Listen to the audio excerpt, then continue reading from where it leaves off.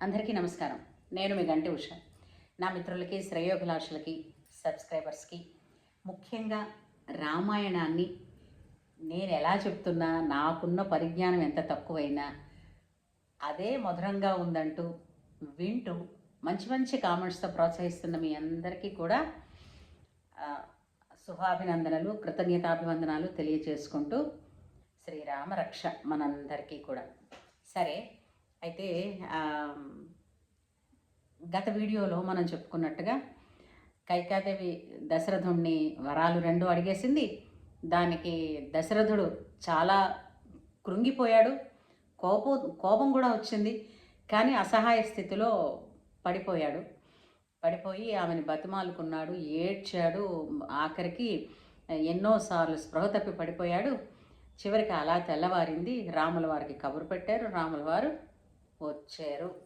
ఆయన దశరథుడి మందిరం దగ్గర గడప దగ్గర నిల్చున్నారు అన్న వార్త లోపలికి వెళ్ళింది అన్నంత వరకు గత వీడియోలో మనం చెప్పుకున్నాం. ఇప్పుడు ఆ తర్వాత ఏం జరిగింది అన్నది మాట్లాడుకుందాం. అయితే రాముల వారిని లోపలికి రమ్మని చెప్పడం అయింది. రాముల వారు లోపలికి వెళ్ళారు. వెళ్ళిన తర్వాత ఆమెని, అంటే నాన్నగారు అలా ఉన్నారేంటమ్మా, మాట్లాడలేదేమి అని రాముల వారు కైకాదేవిని అడిగారు. అడిగితే కైకంది, నాయన ఆయనకు ఒక బెంగ పట్టుకుంది. అదెందుకమ్మా, నాన్నగారికి బెంగేం పట్టుకుంది అని అడిగాడు రాముడు. అంటే మీ ఇక్ష్వాకు వంశస్థులు ఆడిన మాట మీద నిలబడతారు కదా, ఇచ్చిన మాట తప్పరు కదా, అందుచేత ఆయన మాట ఒకటి అవుతుందా అవదా అని ఆ బెంగ పెట్టుకోవడం వలన లేవటం లేదు, ఎవరిని చూడటం లేదు, భోజనం చేయటం లేదు, ఇలా ఉన్నారు ఇతను అని అంటుంది. అనగానే నిస్సందేహంగా చెప్పమ్మా, నాన్నగారి మాట తీరకపోవడం ఏమిటి అని చెప్పాడు. అయితే ఆమె ఏమంటుంది అంటే, నాయన మీ నాన్న ఒకప్పుడు నాకు 2 వరాలు ఇచ్చాడు. ఒక యుద్ధ సమయంలో అతనికి నేను సహకరించినందుకు గాను నాకు 2 వరాలు ఇచ్చాడు. ఆ 2 వరాలని ఇప్పుడు నేను కోరుకున్నాను అంది. అవునా అమ్మ, ఏమిటా వరాలు అనగానే, ఆ వరాలు ఏమిటో తర్వాత చెప్తాను, ముందు ఆ వరాలు ఇచ్చిన మాట ఆయన నిలబెట్టుకోగలడా లేదా అని బెంగపెట్టుకుంటున్నాడు అన్నాడు. నాన్నగారి తరపున నేను మాటిస్తున్నానమ్మా, ఖచ్చితంగా నాన్నగారు మీకు ఇచ్చిన వరాలు తీరతాయి. ఏమిటవి అని అడిగాడు. అడగగానే కైకంది, ఇప్పుడు నీ స్థానంలో భరతుడికి ఈ రాజ్యం పట్టాభిషేకం జరగాలి అంది. అంతకన్నా భాగ్యమా, భరతుడు రాజు అవుతాడనంటే నాకన్నా ఆనందించేవాడు వాళ్ళెవరని వెంటనే, అంటే మాట వినగానే కూడా కొంచెం కూడా తొట్టుబాటు లేకుండా, అయ్యో ఇంతవరకు నాదే రాజ్యం అనుకున్నాను, ఇప్పుడు ఉన్నట్టుండి భరతుడికి అంటున్నారు, మరి నేను ఎంత ఊహించుకున్నానో అన్న తొట్టుపాటు వీసం కూడా కనిపించకుండా అనడానికి అసలు లేదు, నిర్మలమైన ఆకాశంలో ఉన్నారు రాముల వారు. వెంటనే అన్నారు, నేను మహదానందం భేషుగ్గా తీరుతుంది, దానికి ఇంత కంగారు పడవలసిన పని ఏమి లేదు. 2వ వరం ఏమిటమ్మా అని అడిగారు. 2వ వరం ఏమిటి అని అంటే, నువ్వు ఇలాగ 9 నవ పంచవర్షాన్ని నువ్వు అడవులకు వెళ్ళి వనవాసం చేయాలి అని. అయ్యో ఇంతేనా, ఎంత ప్రేమమూర్తి నాన్నగారు, భరతుడికి ఈ రాజ్యం, ఈ రాజ్య భారాన్ని, తలనొప్పులన్నీ భరతుడికి ఇచ్చి నా మీద ఎంత ప్రేమ లేకపోతే ప్రశాంతమైన వనవాసాన్ని నాకిస్తారు. నాకు చాలా సంతోషం, దీనికోసం ఇంత ఇబ్బంది పడవలసిన పని లేదు అని నాన్నగారిని లేచి అతన్ని కాస్త సేద తీరమని చెప్పండి అంటాడు. అనగానే అని రాముడు అనేసరికల్లా కైకంటుంది, నువ్వు అన్నాను నేను చేస్తాను అని అన్నావని ఇక్కడే ఉంటే మళ్ళీ మీ నాన్నకి ఆ మాట తీరినట్టు ఉండదు కదా, నువ్వు ఎంత వేగం అంటే అంత వేగం నువ్వు వనవాసానికి బయలుదేరిపోతే అప్పుడు కదా ఆయన మాట నిలబడినట్టు, ఆయన ఇచ్చిన వరం నెరవేరినట్టు. అందుకని అప్పుడు మీ నాన్న లేచి ప్రశాంతంగా లేచి తినడమైనా మంచినీరు తాగడమైనా చేస్తారంటే, అయ్యో అమ్మ ఇంతసేపే దీనికోసం ఆలస్యమే చేయను, ఇప్పుడే బయలుదేరతాను అని అంటూ ఒక్క క్షణం ఆగి కైక వైపు చూసి ఒక మాట అన్నారండి. నిజంగా మనస్సు గనక ఉంటే, అది బండరాయి అయితే ఎవరు చెప్పలేం, కానీ మనస్సు గనక ఉంటే అది ద్రవించిపోతుందండి. ఆవిడని ఏమిటన్నాడు రాముల వారు తెలిసిందా? కళ్ళంట నీళ్లు పెట్టుకుని ఏడుస్తూ, అమ్మ నీకు నేను అసలు నా మనస్సు నేను అర్థమే కాలేదు.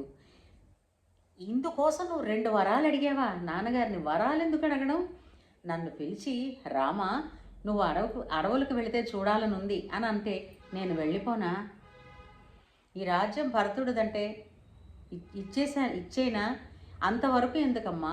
నువ్వు ప్రాణం విడిచిపెట్టురా రామా అంటే ఇప్పుడే ఈ క్షణం ఆనందంగా ఇచ్చేస్తాను కదమ్మా అని రాముడు అంటున్నప్పుడు, ఆ ఘట్టం చదివేటప్పుడు కంటిలో తడి రాకపోతే ఇంకా అది మనస్సే కాదని అనిపిస్తుంది. నిజంగా అంతటి అంటే కరుణాంతరంగుడు రాముడు, ఎంత సున్నితమైన మనస్కుడో చూడండి. దీనికోసం నువ్వు వరం ఎందుకు అడిగేవమ్మా? నాతో నువ్వు చెప్తే నేనే చేసేవాడిని కదా అని అన్నాక, ఈ లోపల అతన్ని బయలుదేరమని చెప్పింది. అయితే వెంటనే చెప్పాలి కదా, నాన్నగారు నేను వెళ్ళొస్తాను, మీరు ఇక మీద మీ మాట ఖచ్చితంగా నిలబడుతుంది, మీరు లేవండి నాన్నగారు అనేసరికల్లా ఒక్కసారి లేచి కొడుకుని చూద్దామనుకుని మళ్ళా శరీరం సహకరించక అతను బాధపడుతూ ఉంటే, నాన్నగారిని ఈ లోపల సేద తీర్చండి, నేను ఇప్పుడు రెడీ అయ్యి వస్తానని చెప్పినట్టుకంటే తయారై వస్తాను వనవాసాలకని చెప్పి బయలుదేరి బయటకు వస్తూనే కౌసల్య మందిరానికి వెళ్ళాడు. వెళ్ళేసరికి కౌసల్య అసలు ఎదురు చూస్తుంది ఏమిటి? బ్రాహ్మణులని పండితులని వీళ్ళందరి చేత వేద విధమైనటువంటి ఆశీర్వచనం ఇప్పించాలని రెడీగా ఎదురు చూస్తుంది. ఇంకా కొడుకు పట్టాభిషేకం చేసుకుని వస్తున్నాడు అనుకుని ఈ రాముల వారు వెళ్ళి అమ్మతో అంటాడు, అమ్మ నువ్వు నాన్నగారిని చూసుకోవాలి, నాన్నగారికి ఎంతో శ్రద్ధగా సేవ చేయాలి అని ఎన్నో చెప్తూ ఉంటే, ఏంటొచ్చింది నాన్న ఇప్పుడు ఎందుకు ఇవన్నీ ఈ అప్పగింతలన్నీ అంటుంది ఆవిడ. అంటే నాన్నగారు ఎంత కరుణామయులో భరతుడికి ఈ రాజ్యాన్ని ఇస్తున్నారు, నన్ను వనవాసం చేయమన్నారమ్మా, నేను వనవాసానికి వెళుతున్నాను అని అన్నాడు. అనేసరికల్లా ఒక్కసారిగా ఆవిడ అండి మ్రాన్ పడిపోయి, అంతే ఒక్క పట్టున ఒక్క మాట, ఏ తల్లైనా సరే బిడ్డడు దూరం అవుతున్నాడనంటే వచ్చే హృదయ విదారకమైన బాధ అండి. ఆవిడ ఏముందో తెలిసిన, రామా నువ్వు నా కడుపున పుట్టకుండా ఉన్నా బాగుండురా అంది. చూడండి ఎంత బాధపడకపోతే ఆ తల్లి ఉంటుంది. లేక పుట్టావా, ఎంతో యజ్ఞం చేస్తే పుట్టావా, పుట్టిన వాడివి సుగుణాభిరాముడువా, నువ్వు ఇక్కడ ఉండకుండా అడవుల్లో ఉంటే ఎక్కడ తిన్నామని, ఎక్కడ ఉన్నామని, ఎక్కడ రక్షణ పొందుతున్నామని ఏమనుకుంటానురా పొద్దున్నుంచి రాత్రి వరకు? తల్లిగా మా ఆలోచన ఒక చోట ఉంటుందా? ఇంత నిజమే కదండి. పిల్లలు మనకి అపురూపమైనటువంటి రత్నాలు, మనకి ఆస్తులు అంటే పిల్లలే కదండి. ఆ పిల్లలు బయటికి వెళుతున్నారు ఎక్కడికైనా అంటే తిరిగి వాళ్ళ ఇంటికి వచ్చేదాకా తల్లిదండ్రుల మనసులు ఎలా ఉంటాయి మనకు తెలిసిన విషయమే కదా.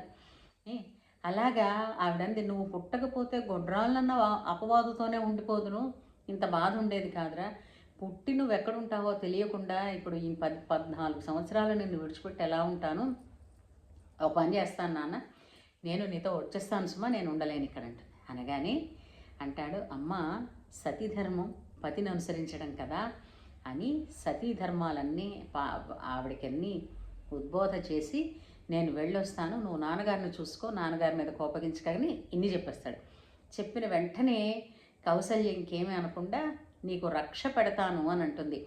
సాధారణంగా మనకి చెప్తారు, ఎక్కడ పిల్లలు బయటికి వెళ్ళేటప్పుడు ఈ కౌసల్య శ్రీరాముల వారికి పెట్టినటువంటి రక్షా మంత్రాలని ఆ 4 శ్లోకాలు ఏవో ఉన్నాయి, వాటిని కాస్త నేర్చుకుని పిల్లలకి కుంకుమ బొట్టు పెట్టండి పిల్లలు బయటికి వెళ్ళేటప్పుడు అని కూడా చెప్తూ ఉంటారు. రామాయణం మొత్తము మంత్ర మహిమ వండి, అంతా మంత్రమయమే. కైక అతనికి కౌసల్య ఆయనకి అన్ని రక్షలు పెట్టి పంపిస్తుంది. పంపించిన వెంటనే గబగబలాడుతూ అతను ఇంకా బయలుదేరాలి కదా, సీత దగ్గరికి వస్తాడు. సీత ఎదురు చూస్తోంది, ఏ ఆర్భాటము లేకుండా. మరి ముందు చెప్పింది కదా ఆవిడ, తెల్ల గొడుగు పట్టుకుని ఉంటారు, భద్రగజం మీద ఎక్కి వస్తారు అని ఇన్ని చెప్తోంది ఆవిడ. ఇలాగ రాముల వారు వస్తారనుకున్నది గబగబలాడుతూ మామూలుగా వచ్చేసి, సీత భరతుడు రాజు కాబోతున్నాడు, నువ్వు భరతుడిని మరిదిలాగా అలాగని చిన్నగా చూడకుండా అతను ప్రభువు అలాగే ఉండాలి అతని దగ్గర అలాగే నాన్నగారిని చూసుకోవాలి, అమ్మను చూసుకోవాలి, వృద్ధులైపోయారు. నీ కబుర్లని చెప్తూ ఉంటే నీకు ఇష్టం ఉంటే ఇక్కడ ఉండొచ్చు, లేదా మీ నాన్నగారి ఇంటికి వెళ్ళొచ్చు. కానీ ఇక్కడ ఉంటే మాత్రం అత్తగారికి వాళ్ళకి పనులు అవి నాకేమి సంబంధం అన్నట్టుగా కాకుండా నువ్వు సహకరిస్తూ ఉండాలి సుమా అని చెప్తూ ఉంటే, ఇంతకీ ఏం జరిగింది, నేను చెయ్యడం ఏమి, మీరెక్కడికి వెళతారు అని అడుగుతుందంటే, నాకు వనవాసం 14 సంవత్సరాల పాటు వనవాసాన్ని చేసి రమ్మని చెప్పారు నాకు నాన్నగారు, అందుచేత నేను అడవులకి వెళ్ళాలి అని అనగానే సీతాదేవి అంటుంది, కించిత్తు కూడా ఆవిడ బాధపడకుండా, మీరెక్కడుంటే అక్కడ అయ్యొచ్చు, నన్ను ఇక్కడ ఉండమని ఎందుకంటారు, మీకు తెలియదా పతివ్రత ధర్మం ఏమిటో, సతీ ధర్మం ఏమిటో, నేను మీ వెంటే ఉంటాను, అగ్నితో స్వహాదేవిలాగా, చంద్రుడితో రోహిణిలాగా నేను మీతోనే ఉంటాను అని ఆవిడ అంటే వశిష్ఠుడు అరుంధతిలాగా నేను ఎప్పుడు మీ వెనకాతలే ఉంటానంటుంది.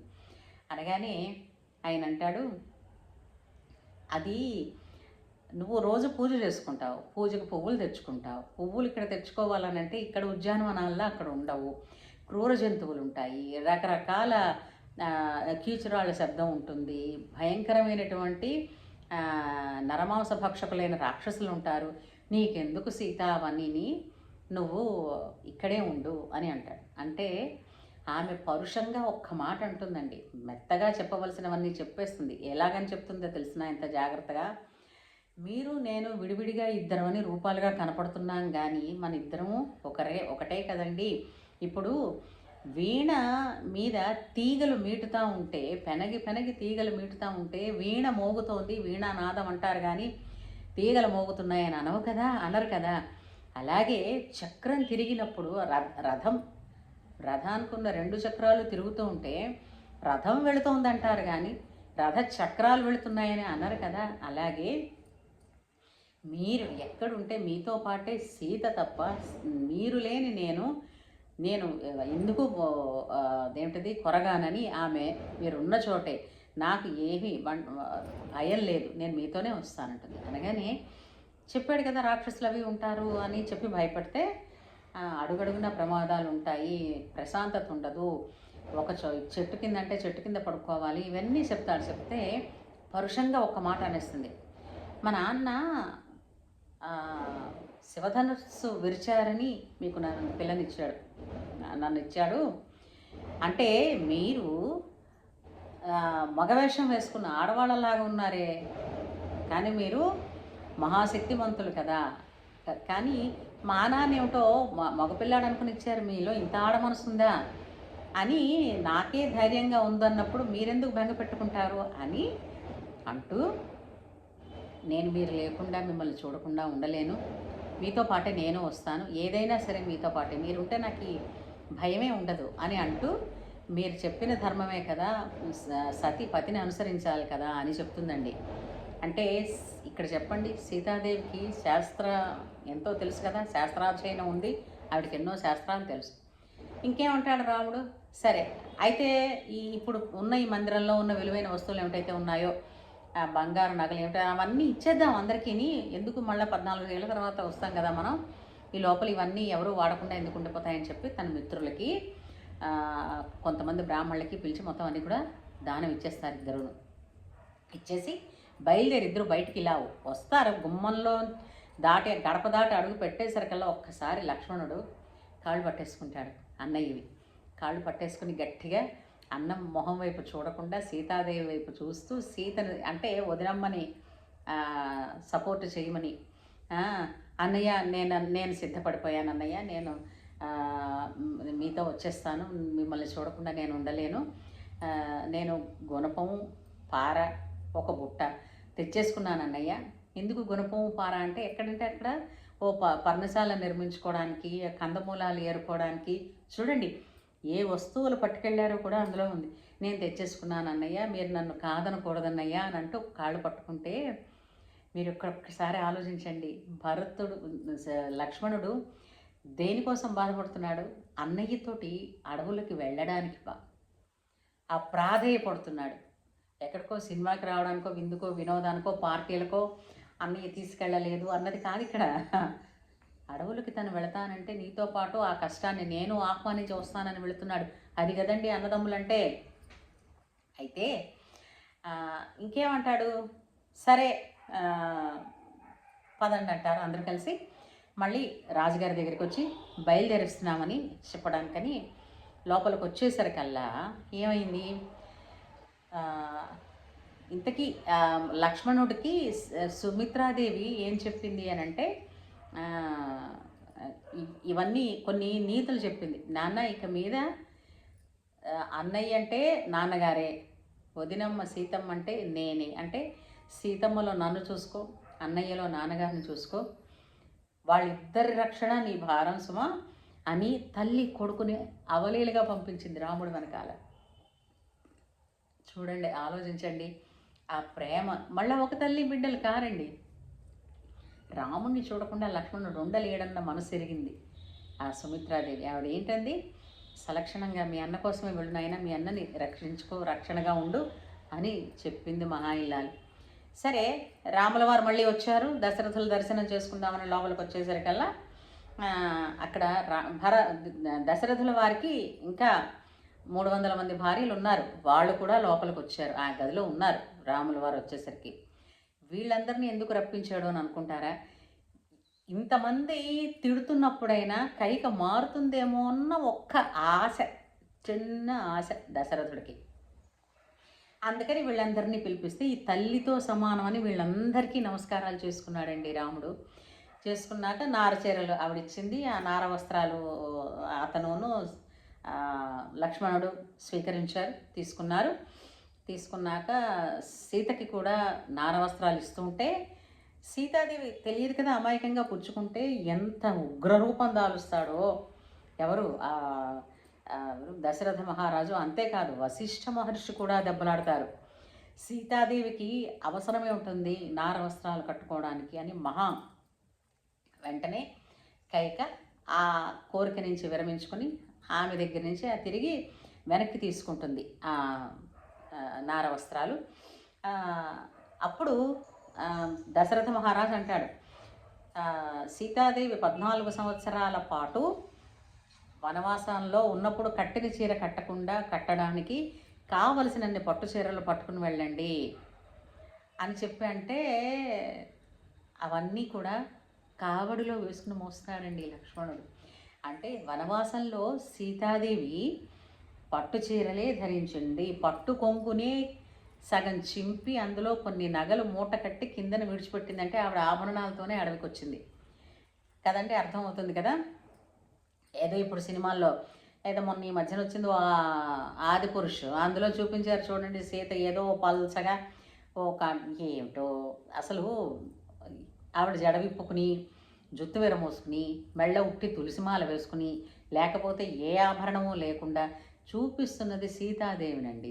దానికి కొంచెం సీతాదేవిని చూపించేటప్పుడు చూపించాల్సిందే అందాన్ని ఎక్కువగా కాదు, సౌశీల్యం. ఆవిడకి అందం ఉండనే ఉంది, దాన్ని సౌశీల్యం ఏమిటి, ఎందుకంటే సీతాదేవి ఎలా కనపడుతుందో చాలామంది దాన్ని చూసి ఓహో ఇలా ఉండాలి అని అనుకుంటారు. ఇన్స్పైర్ అవ్వటం లేదా? సినిమాలను చూసి ఇన్స్పైర్ అవుతున్న వాళ్ళు లేరా?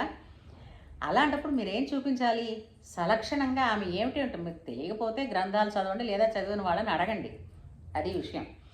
అయితే ఈ విధంగా బయలుదేరదామని వీళ్ళు అనుకునేసరికల్లా ఇంకా చిన్న ఆశ పోక దశరథ మహారాజు అంటాడు కైకతోటి, నువ్వు రాముడికి కదా వనవాసం వేసావు, సరే సీతాదేవికి పట్టాభిషేకం చేసేస్తాను నేను, భర్తలో సగం భార్య కదా, తనకి పట్టాభిషేకం చేసేస్తాను నేను అని అంటే కోపం అనేసరికల్లా సీతాదేవి ఎక్కడ ఉంటుంది, తన భర్తతో వెళ్ళిపోతుంది కానీ ఇక్కడ ఉండదు కదా అన్నప్పుడు ఇంకా లాస్ట్ ఒక ట్రంప్ కార్డు అంటారు. ఆ ట్రంప్ కార్డుగా దశరథుడు ఏం చెప్పాడంటే, రామ నాకు బుర్ర సరిగ్గా పనిచేయక ఈ ఇక్ష్వాకు వంశంలో జ్యేష్ఠుడికి రాజ్యం ఇవ్వాలి కదా, అది మానేసి నేను ఏదేదో చేస్తూ చిన్నవాడికి రాజ్యం ఇచ్చేస్తానని అనుకుంటున్నాను. ఎంచేత నా బుర్ర సరిగ్గా పనిచేయలేదు కాబట్టి నువ్వు నన్ను అదుపులో పెట్టి చెరసాలలో బంధించి రాజ్యాన్ని నువ్వు స్వాధీనం చేసుకుని ఏలు, ఇప్పుడు ఎవరేంటంటారో చూస్తాను